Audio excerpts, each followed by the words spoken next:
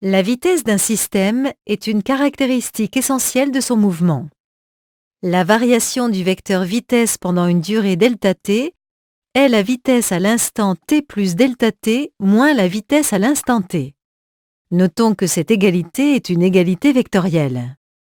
À partir d'une chronophotographie, pour construire cette variation du vecteur vitesse à l'instant t, on doit tout d'abord disposer de la vitesse du système à l'instant t et à l'instant t plus ΔT.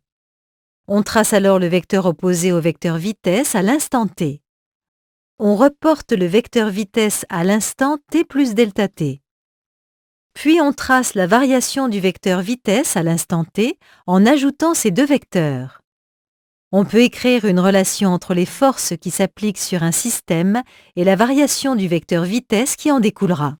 Ce lien se nomme la deuxième loi de Newton, dont on a découvert une version approchée cette année.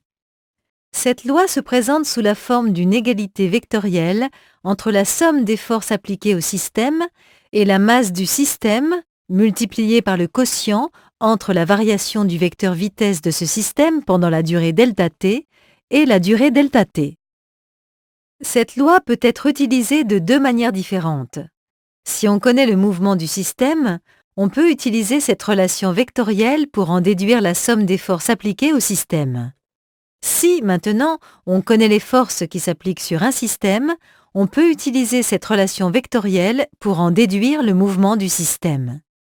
Il est très important de constater que la masse du système intervient dans cette deuxième loi de Newton.